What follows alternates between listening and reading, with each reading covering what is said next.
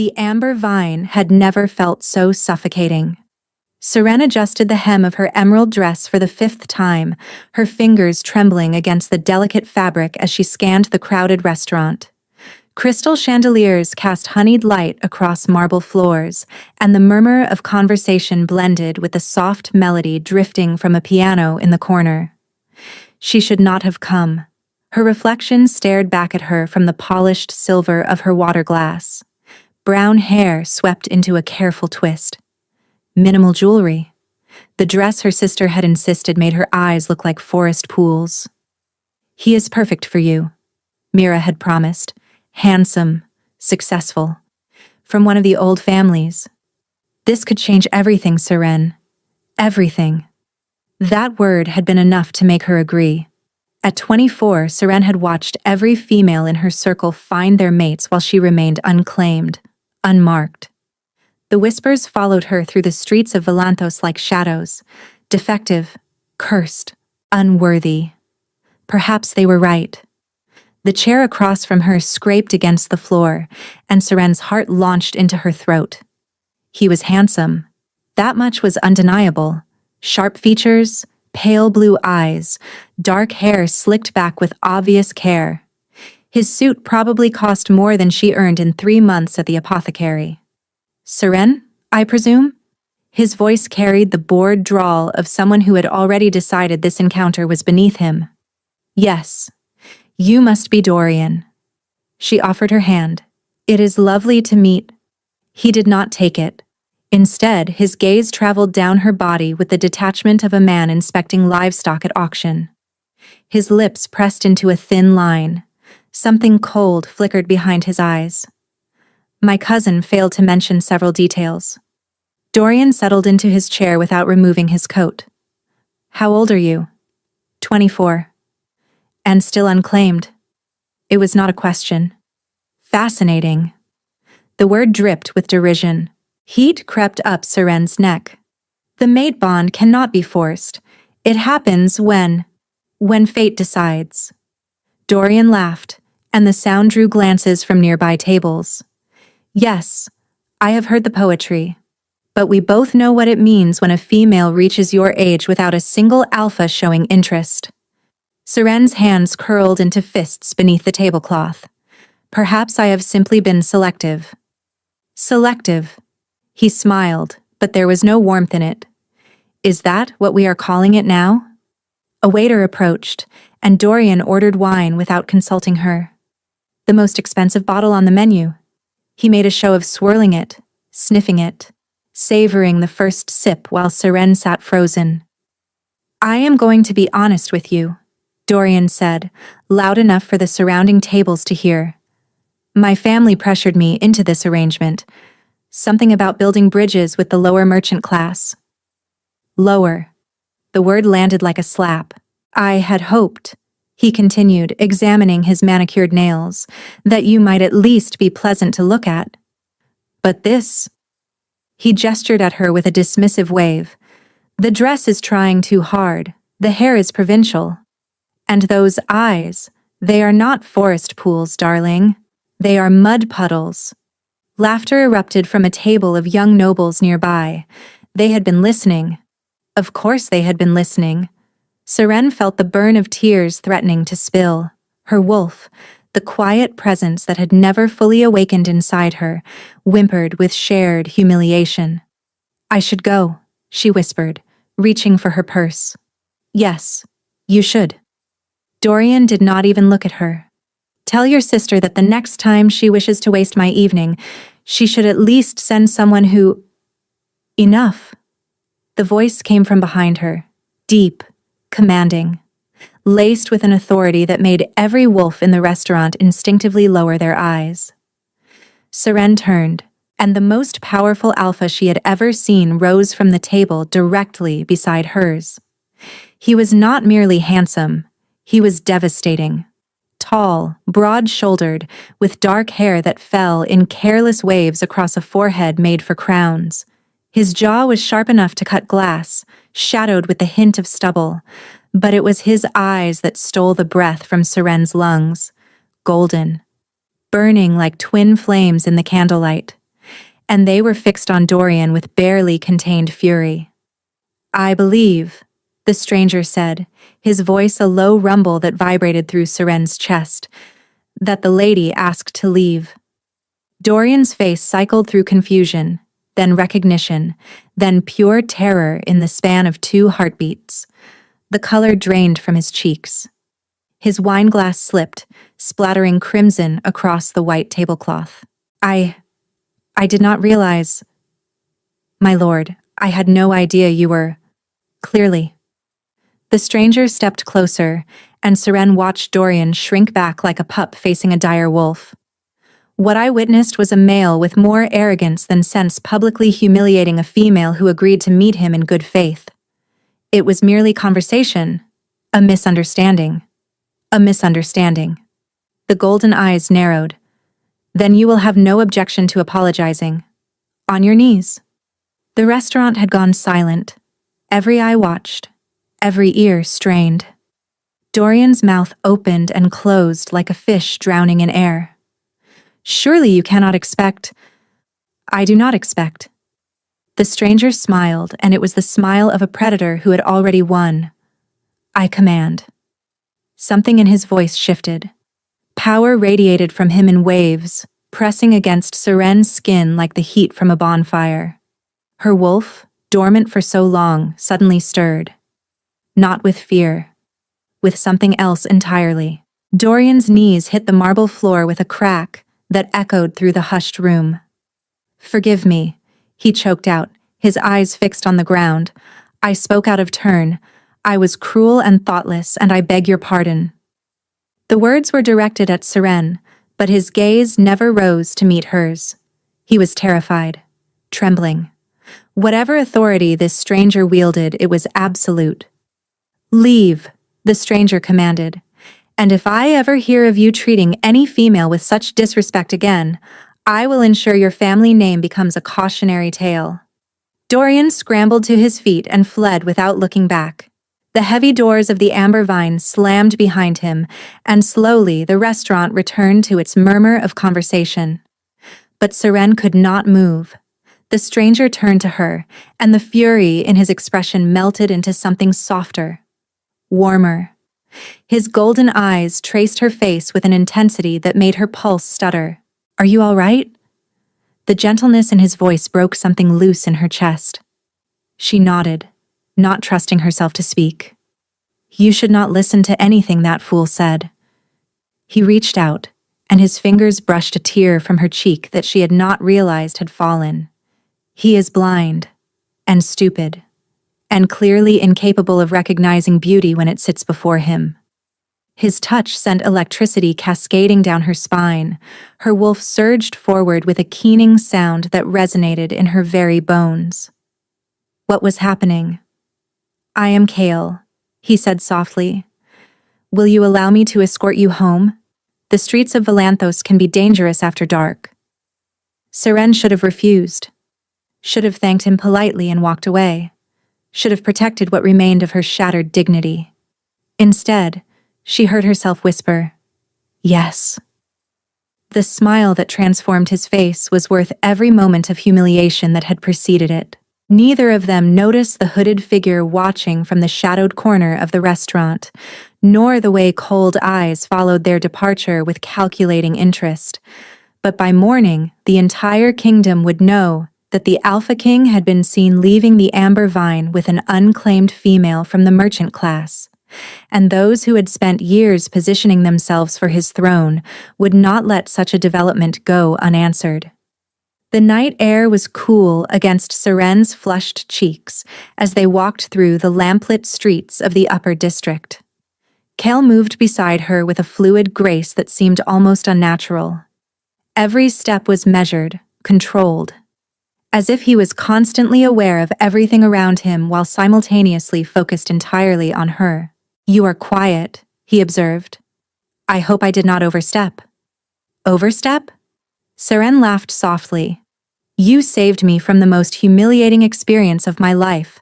If anything, I owe you a debt I cannot repay." "There is no debt." His voice was firm. "What that male did was unconscionable. You deserved none of it.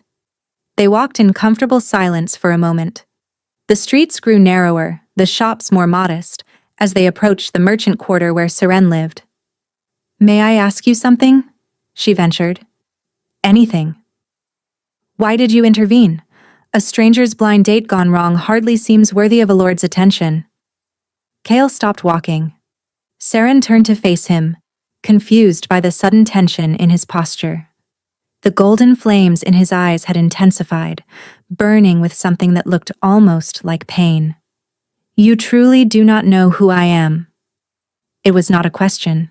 "You said your name is Kale. Beyond that." She shrugged helplessly. "I apologize if I should recognize you. I do not attend court functions." A strange sound escaped him, half laugh, half something darker. "Seren." The way he spoke her name sent shivers across her skin. "I am Kale Aldrathan, Alpha King of Valanthos." The world tilted beneath her feet. Alpha King. She was standing in a darkened street with the Alpha King, who had just forced a noble to his knees on her behalf. "That is not possible," she breathed. And yet, why would the Alpha King be dining alone at the Amber Vine? Why would he involve himself in a commoner's failed courtship? Why would he walk her home through the merchant quarter like a male who felt something the moment he saw you? Kale stepped closer, and her back met the cold stone of a building behind her. Like an alpha whose wolf recognized something in you that defies explanation. Like a king who suddenly understands why no other female has ever stirred his heart. Seren's breath came in shallow gasps. This was madness. This was impossible. This was...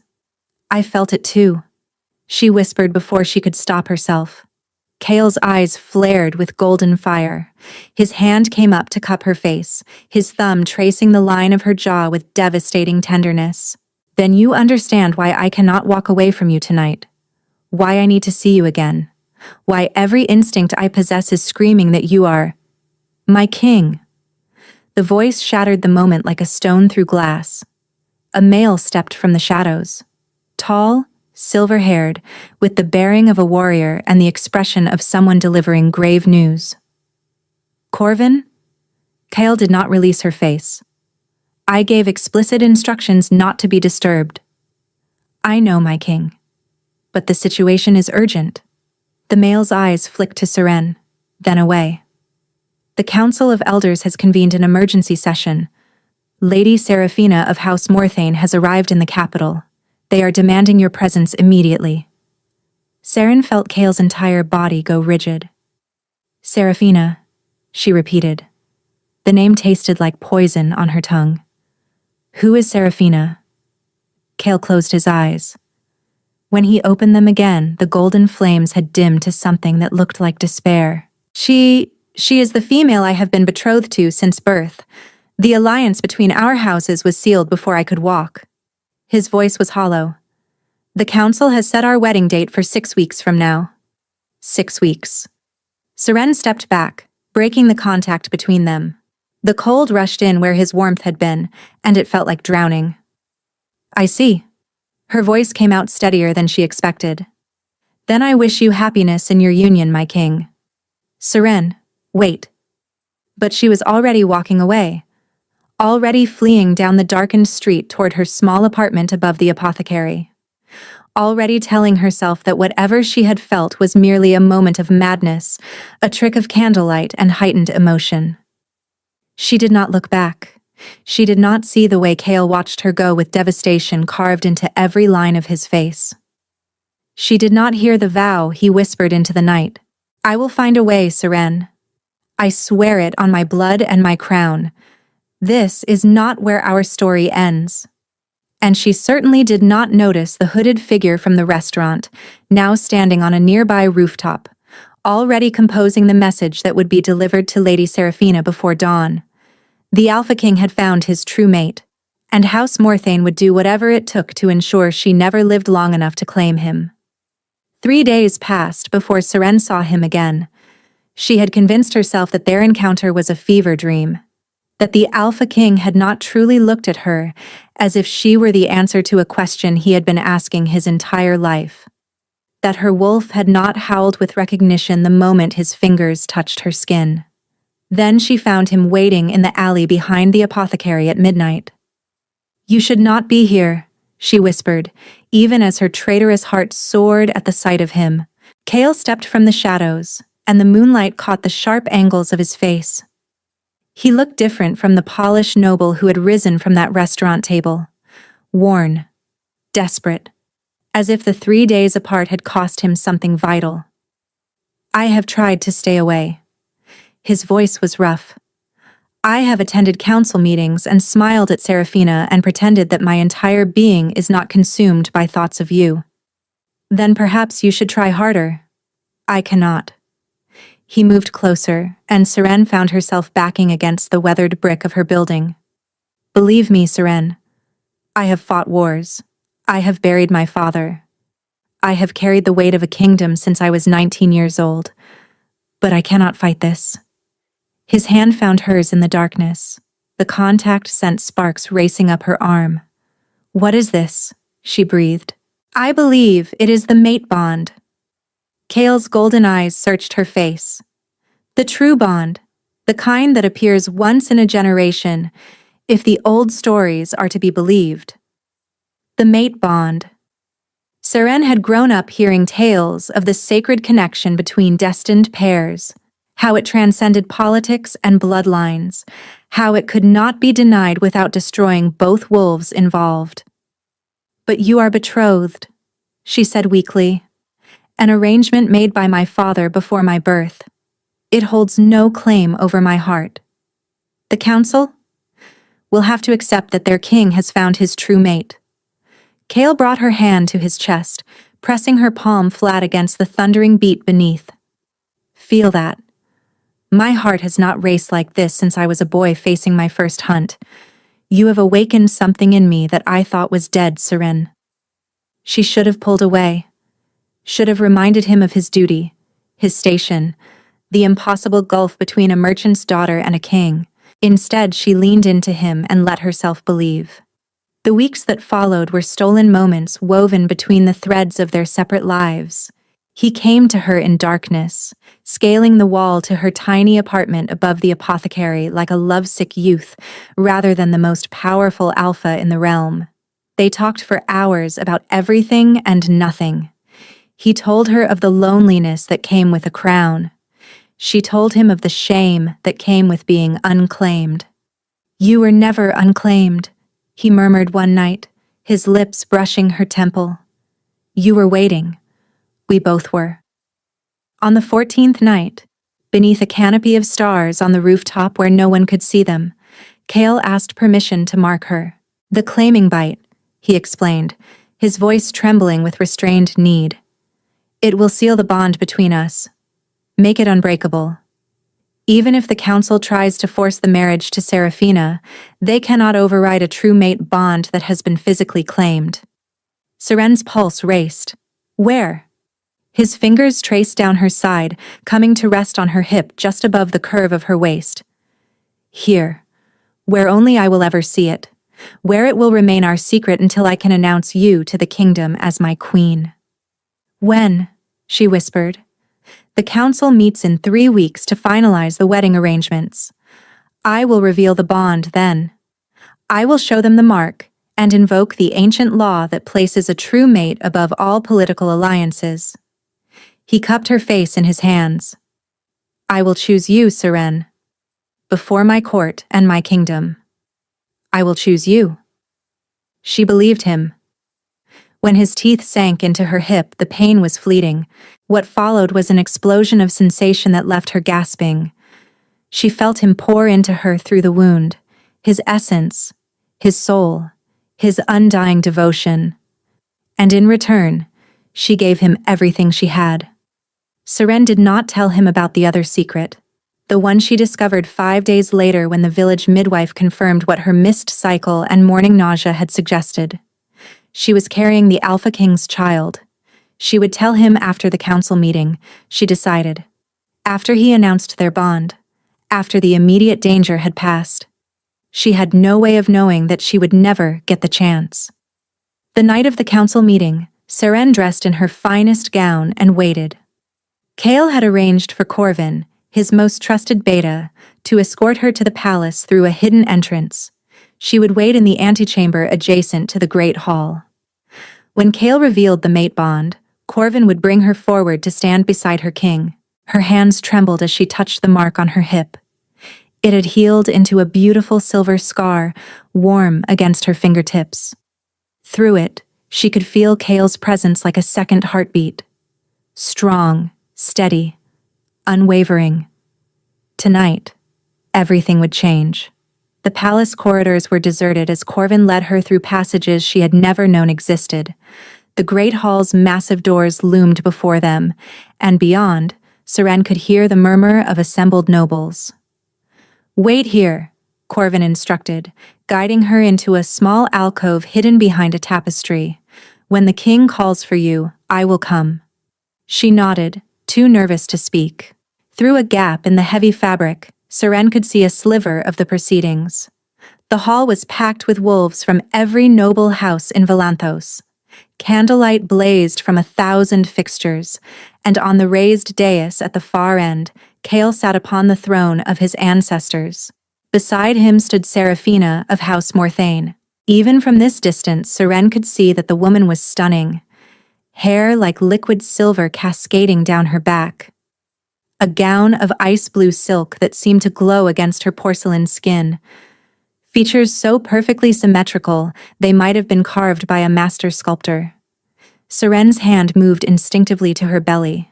The High Elder rose, his ancient voice cutting through the chatter. "We are gathered to witness the formal announcement of the union between Alpha King Kale Aldrathan and Lady Seraphina of House Morthane." No, this was wrong. Kale was supposed to stop this. He was supposed to reveal the mate bond, invoke the ancient law, and choose her. Seren pressed closer to the gap in the tapestry, searching for any sign of the plan in motion. What she saw made her blood freeze. Kale sat motionless on the throne, his posture rigid, and his movements mechanical. His golden eyes, usually so vibrant, seemed flat, distant, empty. Something was wrong. "Alpha King," the High Elder continued, "do you accept Lady Seraphina as your chosen mate, to rule beside you until your final breath?" "Say no." Seren's fingernails bit into her palms. "Please, Kale." "Say no." Kale rose from the throne. His gait was strange, puppet-like, as if invisible strings controlled his limbs. "I accept," he said, and his voice was hollow as a tomb. "Lady Seraphina will be my queen." The hall erupted in cheers, but Seren heard none of it. Her mark exploded with searing pain. She doubled over, a scream tearing from her throat as liquid fire consumed her hip. It felt as if his teeth were being ripped from her flesh, as if the bond itself was being shredded. Through tear-blurred eyes, she watched Kale take Seraphina's hand, watched him raise it to his lips. Watched the woman smile with cold triumph, while the man Seren loved showed no emotion at all. He did not search the crowd for her. He did not hesitate. He did not seem to remember she existed. The blind date humiliation flashed through her mind, the same public shame, the same cruel dismissal. But this was infinitely worse, because this time she had believed. This time she had given him everything. A sob escaped her. Behind the tapestry, hidden from the celebrating crowd, Seren pressed her hand to her belly where his child grew. She had been a fool twice over. The sound of footsteps made her spin. Corvin stood in the shadows, his face pale with shock. "My lady, I do not understand. This was not the plan. The king was supposed to choose me?" Seren's laugh was bitter, broken. Apparently, he changed his mind. "No. Something is wrong. His eyes, his voice. That is not—" But Seren was already running. She fled through the hidden passages, through servants' corridors, through the back gates of the palace. The winter wind bit at her tear-streaked cheeks. The mark on her hip continued to burn with relentless agony. She did not stop until she reached her apartment. She did not pack much. A few dresses. Her mother's ring. the herbs she had gathered to ease the morning sickness that had begun plaguing her. At the window she paused. Below, the celebration bonfires were being lit across the capital. Somewhere in that palace, Kale was accepting congratulations for his wise political choice. Serafina was probably already planning their wedding night, and Seren was disappearing into darkness with his heir growing in her womb. She pressed her hand to the cold glass. "Goodbye, my king," she whispered. "I hope she makes you happy." Then she pulled her cloak tight and vanished through the back streets of Volanthos, swallowed by the winter night. She did not see Kale's bedroom window burst open high above. She did not see the golden eyes that flickered with sudden desperate awareness. And she did not hear the howl of anguish that split the sky moments later, a sound so raw and broken that wolves across the kingdom lifted their heads in shared grief. By the time Kale reached her empty apartment, Seren was already gone. 4 months had passed since the night Seren fled Volanthos. The village of Ashwin sat nestled in a valley 3 kingdoms away, so remote that news from the capital took weeks to arrive. It was a place where people minded their own affairs and asked few questions of strangers. It was exactly what Seren needed. She had arrived in the bitter heart of winter, claiming to be a widow named Sirah, whose husband had died in a border skirmish. The village healer had recently passed, and Ashwin desperately needed someone with knowledge of herbs and medicine. Seren's skills with the apothecary trade made her invaluable. Within weeks, she had become simply the healer woman who lived in the cottage by the river. Now spring was fighting its way through the last stubborn patches of snow, and Seren's belly had grown round with the life inside her. The village midwife, a kind elderly woman named Brigid, had examined her 3 times and each time made the same observation. "You are carrying more than one blessing, dear. The size, the way they move, I would wager my best laying hen that there are twins in there." Twins. Seren tried not to think about what that meant, tried not to imagine 2 children with their father's golden eyes, asking questions she could not answer. At night, she lay awake with her hands on her belly, feeling the kicks that came from opposite sides at once. Her wolf, still quiet after all these years, stirred with maternal instinct that surprised her. "You are strong," she whispered to the darkness. "Strong like your father." The thought of Kale still sent pain lancing through her chest. 4 months, and the wound had not begun to heal. The mark on her hip should have faded by now. Among wolf kind, rejection severed the bond completely. The scar should have disappeared within weeks, leaving only smooth skin and bitter memories. Instead, it pulsed with warmth that kept her awake. It ached when the wind blew from the east, from the direction of Volanthos. And sometimes, late at night, she swore she felt something through it. A presence, a searching, a desperate clawing need. But that was impossible. Kale had chosen Serafina before the entire kingdom. The bond between them should have dissolved the moment he spoke those words, unless the bond had never truly been broken at all. Seren pushed the thought away. False hope was a poison more dangerous than any she knew how to brew. A knock at her cottage door pulled her from her thoughts. Young Tamsin, the baker's son, stood on her threshold with flour still dusting his cheeks. His eyes were wide with excitement. "Mistress Sarah, travelers have come from the east. They bring news from Volanthos." Seren gripped the doorframe as the ground seemed to shift beneath her. "What news?" "The Alpha King." Tamsin bounced on his heels. "They say he has gone mad. He has torn apart half the kingdom searching for someone. A woman. No one knows who she is. Only that the king will destroy anything that stands between him and finding her." "Mad?" she managed. Tamsin nodded vigorously. "The travelers say the crops have failed in 3 provinces. Wolves have turned feral, attacking livestock in broad daylight. The king's own guard has been sent to villages across every allied territory, questioning everyone, searching every house." "Searching for what?" "For her. Whoever she is, the king has offered 50,000 gold pieces for information leading to her discovery. And they say..." The boy lowered his voice conspiratorially. They say the wedding to Lady Seraphina never happened. The king threw her from his chambers the morning after the announcement and has refused to see her since. The wedding never happened. Seren's knees threatened to buckle. Thank you, Tamsin. Her voice sounded distant to her own ears. Tell your father I will bring the salve for his hands tomorrow. After the boy left, Seren sank into her chair with trembling legs. He was searching for her. But why? Why would Kale tear his kingdom apart for a woman he had publicly rejected? Why would he cancel a wedding that secured the most powerful political alliance in a generation? Unless something had been wrong that night. Unless the emptiness in his eyes had been something other than indifference. Movement outside her window caught her attention. Serene's breath stopped. A shape stood at the edge of the forest across the river. Large, four-legged, dark fur catching the last light of day. A wolf. As she watched, frozen with terror, another emerged beside it. Then another.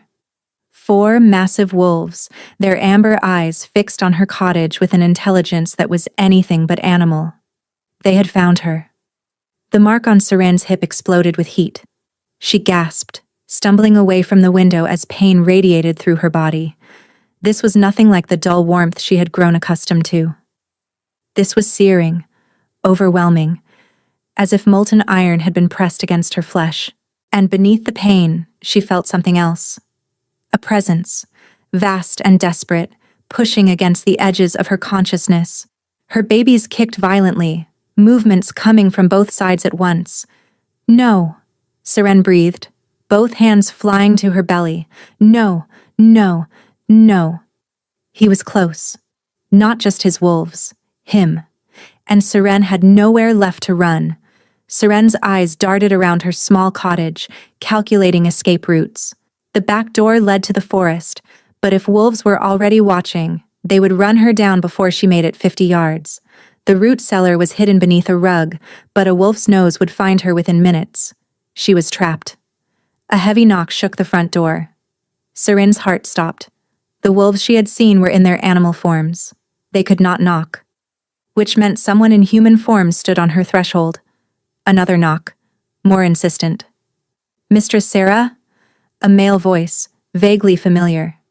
Please open the door, we mean you no harm. Seren laughed bitterly at that. Wolves who hunted a pregnant woman across 3 kingdoms meant her no harm. How reassuring. But she had no choice. Running was impossible. Hiding was futile. And if she did not open the door willingly, they would simply break it down. She grabbed the iron fire poker from beside her hearth and moved toward the door. When she opened it, 3 men stood on her threshold. 2 were clearly warriors, their massive frames and alert postures marking them as royal guard. But it was the 3rd man who made Serene's breath catch. Silver hair, weathered face, the bearing of a wolf who had seen decades of service. Corvin, she breathed. The beta's eyes flooded with relief. My lady. Thank the moon. We have been searching for so long. I am not your lady. Seren kept the poker raised. I am no one. A widow. A healer. Nothing more. You are Seren, formerly of the merchant district of Valanthos. You bear the king's claiming mark on your left hip and his children in your womb. Corvin's voice gentled. May we come in? What I have to tell you cannot be spoken where others might hear. Children. He had said children, not child. Seren's grip on the poker trembled. How do you know about the mark? Because the king has described it in detail to every wolf in the realm, because he has not slept in 4 months, because he is tearing apart everything he built to find the mate who vanished without a trace. Corvin paused. My lady, please, let me explain what truly happened that night. Against every instinct screaming at her to flee, Seren stepped aside. Corvin entered alone, leaving the guards at the door. He looked around her modest cottage, taking in the drying herbs, the simple furniture, the narrow bed where she had spent countless nights weeping into her pillow. He did not choose her, Corvin said quietly. Seraphina. He did not choose her willingly. Seren's knees nearly buckled. What? The night of the council meeting, someone poisoned the king's wine, a compound derived from moonsbane mixed with other substances we still have not fully identified. It suppressed his wolf entirely, severed his connection to his instincts and his bond. That is impossible, Seren whispered. We believe so too. Until the effects began wearing off the following morning and the king woke screaming your name. Corvin's voice hardened. He remembered nothing of the announcement, nothing of accepting Serafina. The first thing he did was run to find you. And when your apartment was empty, he did not need to finish. Seren sank into the nearest chair, her mind reeling. Poisoned. He had been poisoned. The empty eyes, the mechanical movements, the complete absence of recognition. It had not been rejection at all. It had been violation. Who did this? She demanded. House Morthane. Serafina's family. They have wanted their bloodline on the throne for 3 generations. With you gone and the king bound to their daughter by witnessed oath, they would have had everything. Corvin knelt before her chair. My lady, the king is not well. The damaged bond, the missing mate. His wolf has been fighting for dominance since the moment he regained his senses. If he does not find you soon, we fear he may go feral permanently. A wolf separated from its true mate for too long could lose itself entirely to the animal. And an alpha king, with power as vast as Kale's, would become something monstrous. I cannot go back, she heard herself say. Serafina and her family will kill me. They will kill my children. Which is why I have not told the king exactly where you are. Corvin withdrew a folded letter from his coat. This was intercepted by our spies 3 days ago. Seren took the paper with numb fingers. The seal was broken, but she could see the Morthane crest pressed into the silver wax. The message inside was brief. The false mate has been located in the Eastern Territories. Elimination will occur before the next moon cycle. Long live Queen Serafina. Seren felt as if the air had been driven from her lungs. Assassins, she breathed. Corvin nodded grimly. We intercepted this by chance. We do not know how many have been sent or how close they are. He reached for her hand. My lady, Kale will find you with or without my help. The bond is guiding him. Every day, he draws closer. As if to emphasize his words, Serene's mark flared with sudden heat. He feels that too, the beta said quietly. Every time your mark burns, he feels an answering fire. It is the only thing keeping him tethered to his humanity. Before Corvin could say more, a howl split the evening air. It came from the forest, close and filled with warning. The beta was on his feet instantly. They have found us. Who? Seren demanded, rising despite her trembling legs. Through her window she could see shapes moving between the trees. Not the dark-furred wolves who had watched her cottage earlier. These were different. Leaner, their movements coordinated with predatory precision. And leading them, stepping from the shadows with a crossbow raised, was a figure in black armor. The warrior moved with a lethal feminine grace, face hidden behind a silver mask shaped like a snarling wolf. The Morthane assassins had arrived. The first arrow shattered Seren's window before she could draw breath to scream. Corvin moved with supernatural speed, shoving her toward the back of the cottage as glass exploded across the floor. The 2 guards burst through the front door, already shifting mid-stride, their human forms dissolving into massive wolves that lunged toward the tree line. The cellar, Corvin commanded. Now. There is no way out from the cellar, Seren gasped.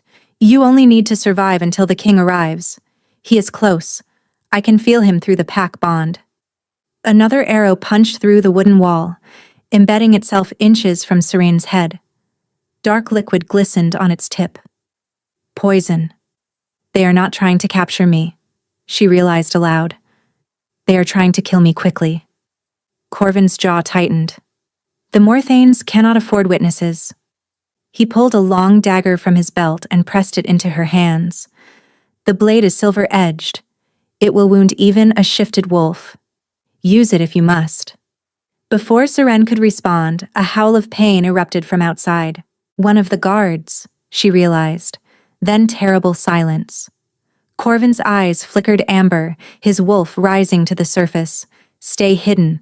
Whatever happens, do not emerge until you hear my voice, or the king's." "Corvin!" But he was already gone, his body exploding into wolf form as he crashed through the ruined window to join the battle. Seren stood frozen in her destroyed cottage, the silver dagger clutched in her trembling hands. Through the shattered glass, she could see shapes moving in the darkness, wolves clashing with wolves, the flash of blades, the sickening sound of flesh meeting steel. Her mark burned with renewed intensity, and she gasped at the sensation that accompanied it. He was closer now, much closer. The bond between them pulsed with desperate urgency, and for the first time, Seren understood that she could feel his emotions bleeding through. Rage, so vast it threatened to consume everything. Fear, sharp and unfamiliar. And beneath it all, a longing so profound it made her eyes sting with tears. Through the window, she watched in horror as Corvin's wolf form was thrown against an oak tree with bone-cracking force. He struggled to rise, blood matting his silver-streaked fur, but 4 assassin wolves circled him with predatory patience. He was losing. Seren's gaze dropped to the cellar door. She could hide as Corvin had instructed, could wait in the darkness and pray that help arrived before the assassins found her. But Corvin would be dead by then, and she would be cowering underground while wolves died to protect her. No, she had spent 4 months running, 4 months hiding, 4 months letting fear dictate her every choice. Not anymore. Seren stepped through the shattered window into the chaos of battle. The effect was immediate. Every wolf in the clearing turned to stare at the pregnant woman who stood in the ruins of her home with nothing but a silver dagger and desperate courage. "Looking for me?" she called out, her voice steadier than she felt. "Here I am." The assassin wolves hesitated, their formation breaking as confusion warred with training. This was not how prey was supposed to behave. The masked leader raised her crossbow, taking aim at Seren's heart. "Foolish girl," a cold female voice hissed from behind the silver mask. "You should have stayed hidden. Now your death will be painful instead of quick." Seren's hand moved to her belly, shielding her children. "You will have to go through me first." "That," the assassin replied, "is precisely the point." The crossbow string sang. Seren closed her eyes, and then the forest exploded. Trees splintered like kindling as something massive crashed through the undergrowth.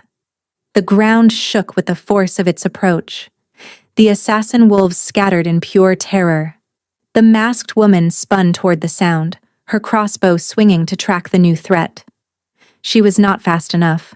A wolf the size of a warhorse burst from the tree line, its fur black as midnight and its eyes blazing with golden fire. It moved with a speed that defied physics, crossing the clearing in a single bound. Its jaws closed around the assassin's crossbow arm with a sickening crunch. The woman's scream was cut short as the massive wolf shook her like a rag doll, then flung her broken body into the darkness. It turned in a circle, searching for more threats, finding none. The remaining assassins had fled into the night. Then those burning golden eyes fixed on Seren. She could not move, could not breathe, could only stare at the creature that radiated power like heat from a bonfire. The wolf approached her slowly, each step deliberate. Blood dripped from its muzzle. Its massive body blocked out the moonlight. And yet, when it finally stood before her, it lowered its great head and pressed its nose gently to her belly. Both babies kicked, simultaneously, as if 2 small souls were responding to their father's presence. The wolf made a sound that was almost a whimper. "Kale," Seren whispered. The shift happened in the space between heartbeats. One moment, a wolf stood before her. The next, a man knelt in the blood-soaked grass, his hands hovering over her stomach as if afraid to touch her. He looked up, and Seren saw that the Alpha King was weeping. Seren had imagined this moment 1,000 times during her months of exile. She had imagined rage, imagined cold indifference, imagined him dragging her back to Valanthos in chains to face punishment for her disappearance. She had never imagined him on his knees before her, tears streaming down his face, his entire body trembling with barely contained emotion. "You are alive," Cale breathed.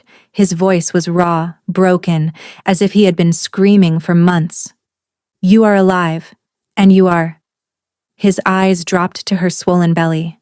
His hand reached toward it, then stopped, hovering inches from her dress. "May I?" he asked. The question shattered something in Serene's chest. The Alpha King, the most powerful wolf in the realm, was asking permission to touch his own children. She took his hand and pressed it to her stomach. The babies kicked immediately, movements coming from 2 different places. Cale's eyes widened at the sensation, his palm flattening against her belly to feel more. "Children," he whispered. "Our children. Seren, why did you not tell me?" The question broke the spell. Seren stepped backward, pulling away from his touch. The warmth of the moment dissolved into the cold reality of everything that had happened. "Tell you?" Her voice came out sharper than she intended. "When would I have done that, Cale? Before or after you chose Seraphina in front of the entire kingdom?" Cale flinched as if she had struck him. "I did not choose her. I would never— I saw you." The words tore from her throat. "I was there. I watched you take her hand. I watched you stand before your court and declare that she would be your queen, while I hid behind a tapestry like some shameful secret." "Seren, please." Kyle rose to his feet, his hands reaching for her. "I was poisoned. Corvin told you. The Morthanes drugged me. I remember nothing of that night except waking the next morning and finding you gone." "How convenient," Seren spat, even as her heart cracked at the agony in his eyes. "Convenient?" Kyle's voice hardened. "You think any part of this has been convenient? I have spent 4 months hunting for you. 4 months fighting my wolf for control. 4 months watching my kingdom crumble while I tore apart every village, every forest, and every corner of the realm searching for the mate who vanished without a word. Because you rejected me. Because I was violated." The roar shook the clearing. The word hung between them, terrible and true. "Do you think I chose this? Do you think I wanted to wake up bound to a woman I despise while the woman I love was gone? While our bond was screaming in my chest and I had no idea where you were, or if you were even alive?" His voice cracked on the last word, and Seren saw something in his eyes that she had never expected to see. Vulnerability. Raw, desperate vulnerability from the most powerful wolf in the realm. Seren's anger faltered. The bond. She had felt it too, every day of her exile. The burning mark that should have faded but never did. The ache that followed her into sleep and greeted her upon waking. The sense of him searching, always searching, like a distant lighthouse she could never quite reach. "I thought you had thrown me away," she whispered. "I thought everything you said was a lie, that I was just a convenient distraction until you were forced to choose someone worthy of your crown." Kyle closed the distance between them in 2 strides. His hands cupped her face, tilting it up until she had no choice but to meet his gaze. "You are worthy of everything," he said fiercely. "You are my mate. My true mate. The bond recognized you before I even knew your name. Do you think I would give that up for politics? For power? For anything in this world or any other?" A sob escaped Seren's throat. She had held the grief inside for so long, had built walls around her broken heart to keep functioning. But now, with his hands on her face and his words cracking through her defenses, those walls were crumbling. "See, I waited for you," she choked out. "That night. I waited behind that tapestry for you to call my name. I was going to stand beside you. I was going to tell you about the babies after." Cale's expression shattered. "Seren. And when you chose her instead, I ran. I ran because staying would have destroyed me. She pounded her fist against his chest, but there was no strength behind the blow. Do you know what that felt like? To be humiliated and abandoned twice? First by a stranger at a restaurant, and then by the man who swore I was his entire world? Cale caught her wrist and pressed her palm flat against his heart. Yes, he said quietly. I know exactly what it felt like, because I have spent every moment since that night living with the knowledge that I failed you, that something was done to me that made me betray the most important person in my existence. His heartbeat thundered beneath her hand, strong and steady and achingly familiar. I have not touched Serafina, Cale continued. I have not even been in the same room as her since I regained my senses. The council is threatening rebellion. Half the noble houses have withdrawn their support. He laughed bitterly. They think I have gone mad, Seren, and perhaps I have. But I would burn this kingdom to ashes before I let anyone but you sit beside me on that throne. The mark on her hip flared with warmth, and she felt his answering pulse through the bond. His claim on her, incomplete as it was, resonated with something deep in her soul. The Morthanes sent assassins, she heard herself say. They want me dead. Cale's eyes hardened to molten gold. Then the Morthanes will learn what happens to those who threaten my mate. He leaned down and pressed his forehead to hers. I love you, he whispered. I have loved you since the moment I rose from that table at the Amber Vine. I will love you until the stars burn out and the moons fall from the sky. Please, Seren, come home with me. Let me make this right. Seren looked into his golden eyes, those eyes that had haunted her dreams for 4 months, and felt the last of her resistance crumble. Together? She asked quietly. Always, my heart. From this moment until my last breath. Together. When his lips found hers, the bond between them roared to life with a force that stole her breath away. The journey to Volanthos should have taken 4 days. Kyle's wolves made it in 2. Seren rode before the Alpha King on his massive black stallion, his arm wrapped securely around her waist, his body shielding her from the biting wind. She had protested at first, but Cale had simply lifted her onto his saddle and silenced her objections with a look that brooked no argument. My wolf needs you close, he had said, his voice rough with emotion. 4 months of separation nearly destroyed us both. I will not let you out of my sight until the bond is completed and every threat to your safety is eliminated. So Seren had relented, leaning back against his chest and feeling his heartbeat against her spine.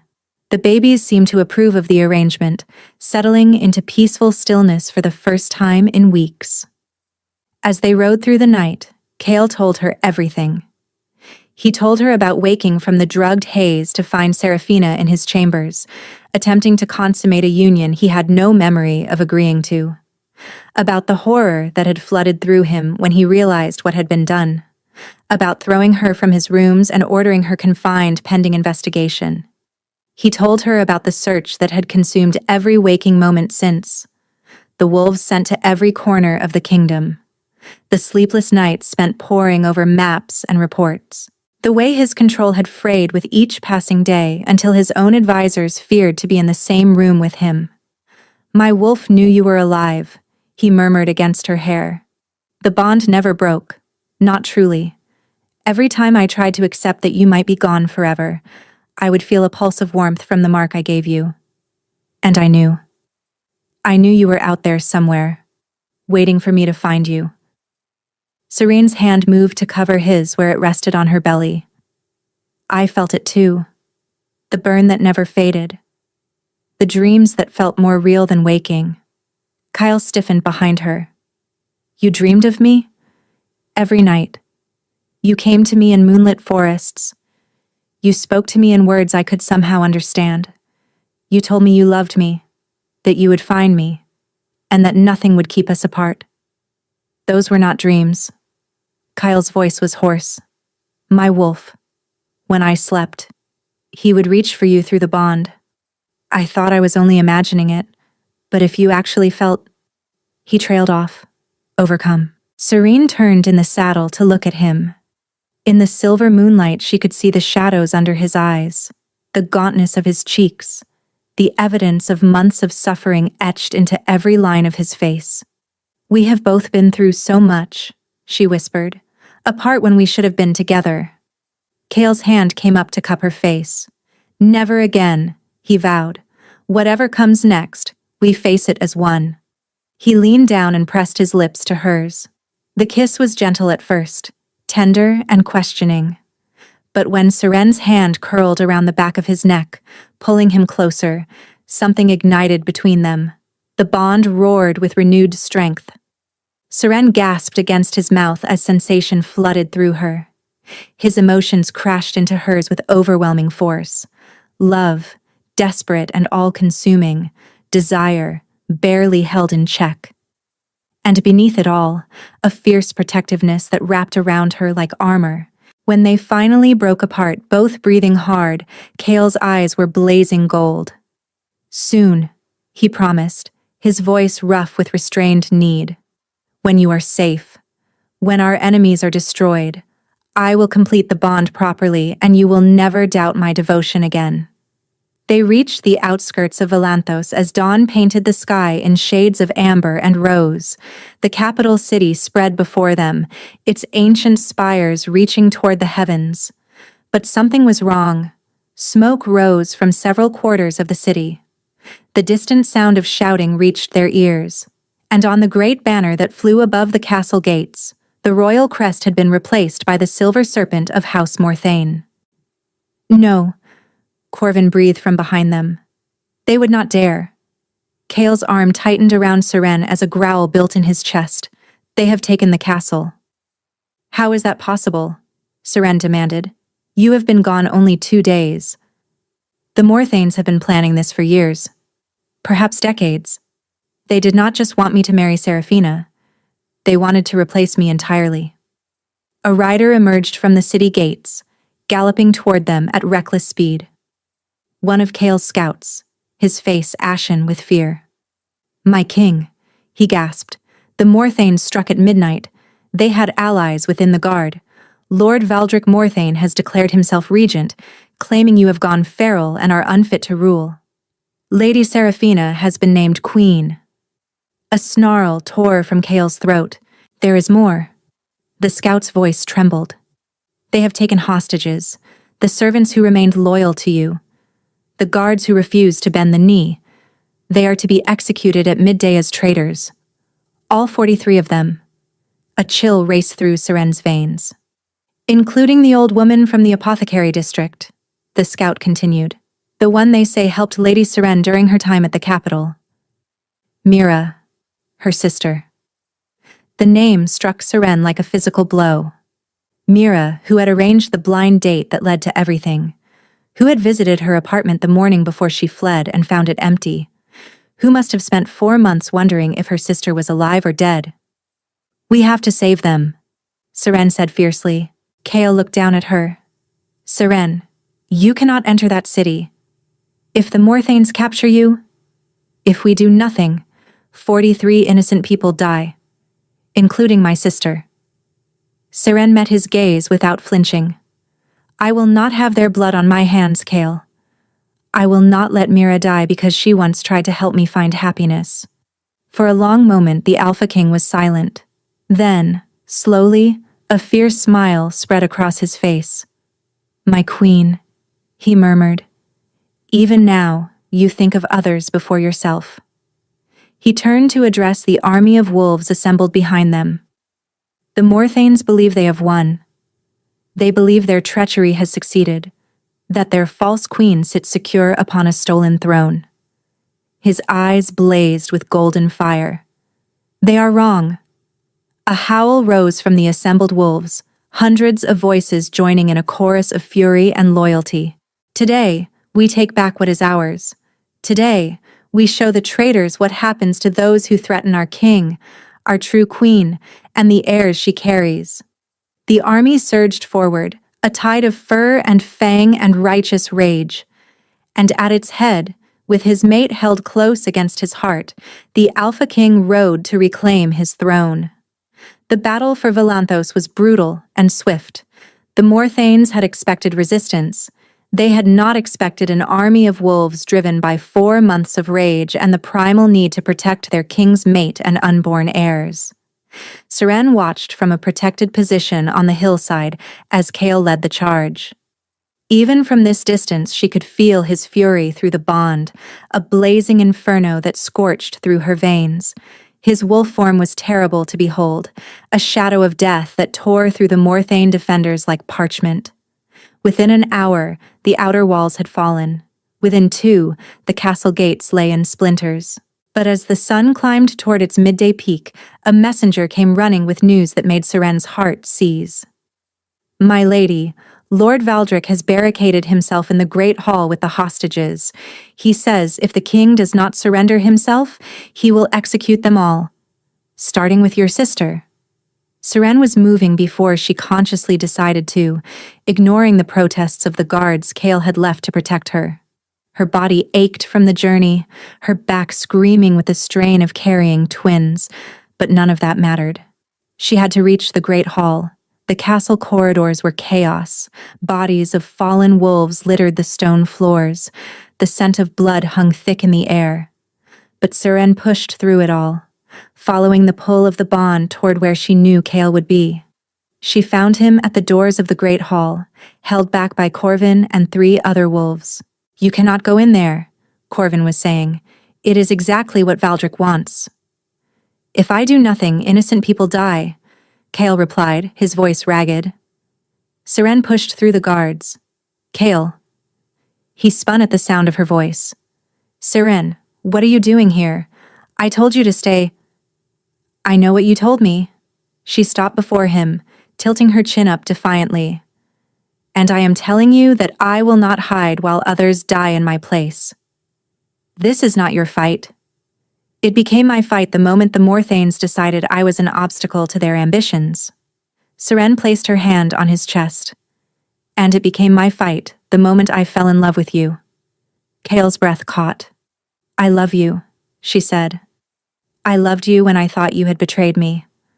I loved you through 4 months of exile and heartbreak. And I will not let that love make me a coward now." She turned toward the great hall doors before he could respond. "Lord Valdric," she called out. "I am Seren, the woman your family has tried so hard to destroy. I am coming in. Alone." "Seren, no." Kyle grabbed her arm. She looked back at him. "Trust me, please." Something passed between them through the bond. Not words, but understanding. Faith. And beneath it all, a desperate prayer. Kale released her arm. Seren pushed open the doors and stepped into the great hall. The scene inside was worse than she had imagined. 43 hostages knelt in a line before the raised dais, their hands bound, and their faces pale with terror. Armed Morthane soldiers stood behind them with blades drawn. And on the throne that should have belonged to Kale sat Lord Valdric Morthane, his silver hair gleaming in the torchlight, his cruel eyes fixed on her with predatory interest. Beside him stood Seraphina. "So the little merchant girl finally shows herself," Seraphina said, her lip curling with disdain. "A pregnant nobody who somehow bewitched a king. How pathetic." Seren ignored her, her gaze finding Mira among the hostages. Her sister's eyes widened with shock, then flooded with tears. "Seren, you are alive? Run, please run while you can." "I am done running." Seren turned to face Lord Valdric. "You want the king to surrender. I am offering you something better." Valdric's eyebrow rose. "And what might that be?" "Me." Seren placed her hand on her belly. "The king's mate and his unborn heirs. Take me as your hostage instead. Release the others." "No!" The roar came from beyond the doors. Kale's anguish tore through the bond like shattered glass. But Valdric was smiling. An interesting proposition. The true prize, delivering herself willingly. He stroked his chin. "Very well. I accept." "Father, wait," Seraphina interjected. "We should simply kill her now and be done with it." "Patience, daughter. A dead hostage has no value. A living one, especially one carrying the royal heirs. Valdrick's smile widened into something monstrous. Guards, release the prisoners, secure the girl. The hostages were cut free, stumbling toward the doors in confused relief. Mira tried to reach Seren, but soldiers pushed her back with the others. Go, Seren told her sister. I will be all right. It was a lie, and they both knew it. As rough hands grabbed Seren's arms, she felt strangely calm. The bond with Kale pulsed with his panic, his rage, his desperate need to reach her. But beneath all of that, she could feel something else, the babies, stirring within her, and with them, a power she had never known existed.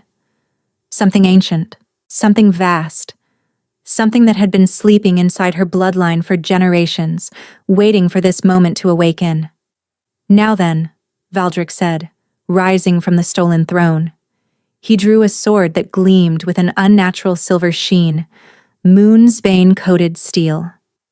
Let us end this farce once and for all. He descended the dais steps, the poisoned blade held loosely at his side. You see, little merchant girl, you were never meant to survive this long. A true mate bond appearing after 300 years of silence? The elders thought it was a blessing. He laughed coldly. We knew it was a threat. Seren's eyes widened. You knew, before the council meeting. You knew about the bond. Of course we knew. We have had spies in the palace for decades. The moment Kale marked you, we began preparing. Valdrick raised the sword, examining its edge. The moonsbane that suppressed his wolf at the announcement? That was merely the beginning. You were supposed to be eliminated that same night. But you ran before our assassins could reach you. 4 months, Serafina added, moving to stand beside her father. 4 months of hunting you across 3 kingdoms while my idiot betrothed tore apart everything searching. Do you know how tedious that has been? Valdrick pressed the tip of his blade beneath Seren's chin, forcing her head up. But now, he said softly, the hunt is over. He raised the sword for the killing blow, and Seren's children chose that moment to protect their mother. Power exploded from her womb. Golden light, pure and blinding, erupted from Seren's belly and slammed into Valdrick with the force of a thunderbolt. The Lord flew backward, crashing into the throne with a crack of splintering wood. The moonsbane sword clattered across the marble floor. Serafina screamed, stumbling away from the radiance that poured from Seren's body. But the power did not stop there. Pain tore through Seren as bones began to shift, muscles stretched, skin rippled with the emergence of silver-white fur. She was transforming, the change she had never been able to complete. The wolf that had remained dormant inside her for 24 years was finally awakening. And it was awakening because her children, even unborn, carried power that defied everything the world thought it knew about bloodlines and bonds. Seren threw back her head and screamed as her body remade itself. The great hall doors exploded inward. Kale burst through in full wolf form, his massive black body hurtling toward her even as her own body tore itself apart.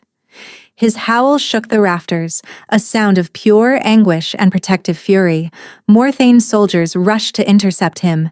Serafina shouted orders. Chaos erupted on every side, but Seren was beyond noticing any of it. Her transformation completed in a surge of golden fire. Where a pregnant woman had stood, a wolf now crouched.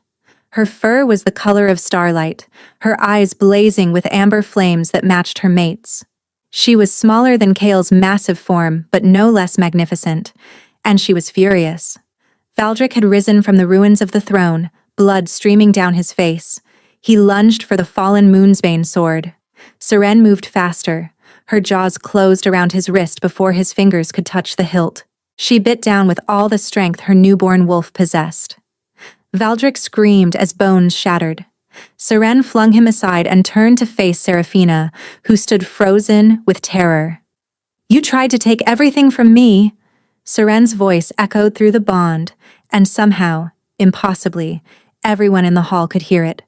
My mate, my children, my very existence.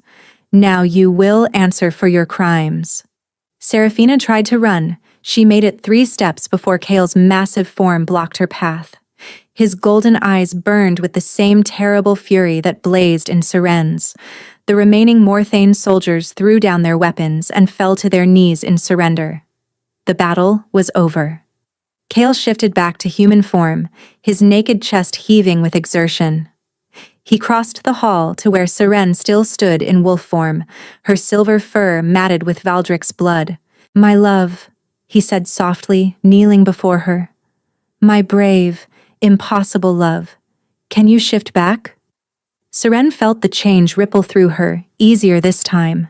Between one breath and the next, she was human again, collapsed in Kale's arms with tears streaming down her face. "I did it," she gasped. "I finally—" "You were magnificent." Kale pressed kisses to her hair, her cheeks, her lips. "You were everything.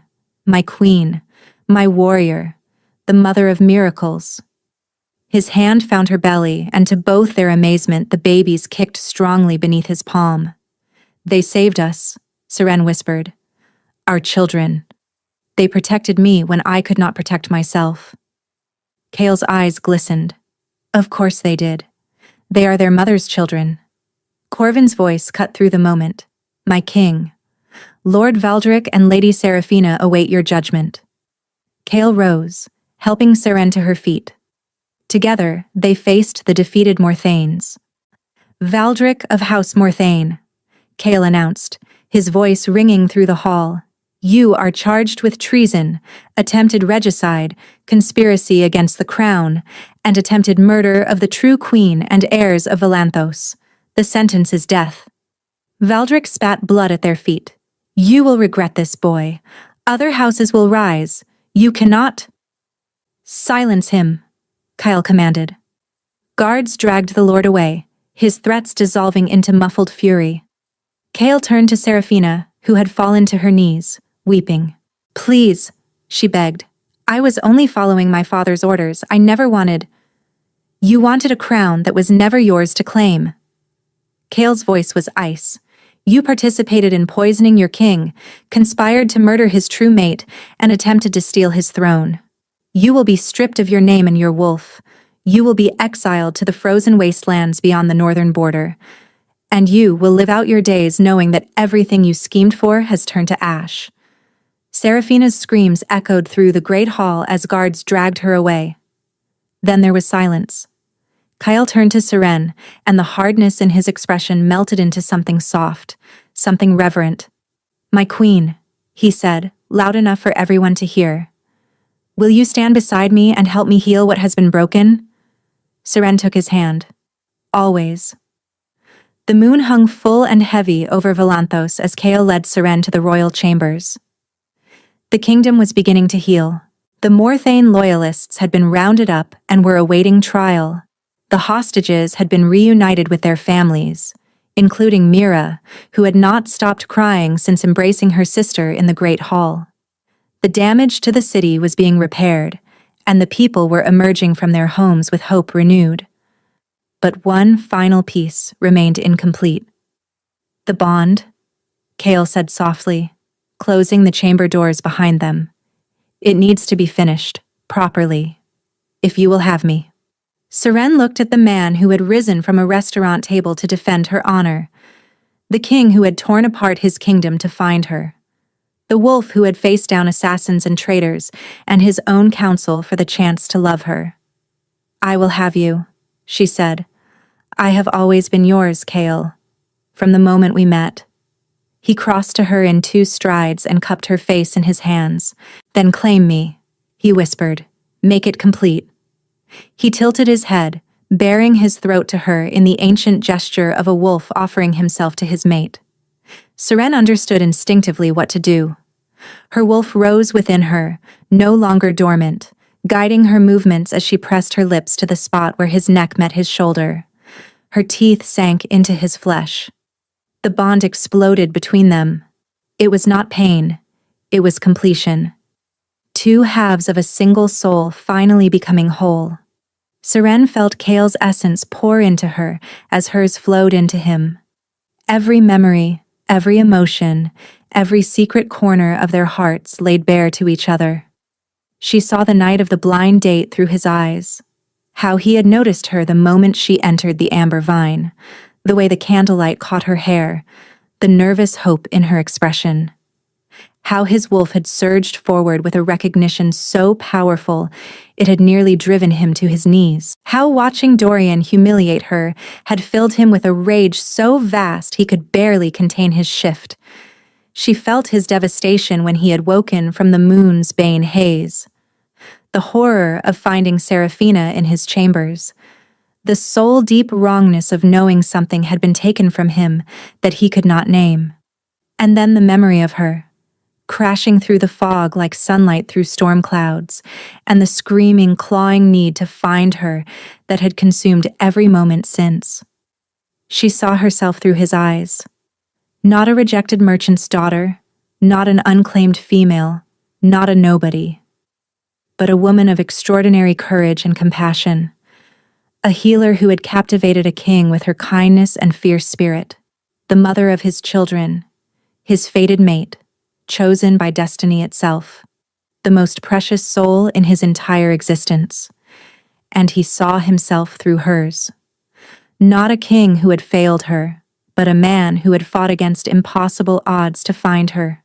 Who had torn his kingdom apart rather than accept a false mate. Who loved her with a ferocity that transcended poison and politics and even death itself.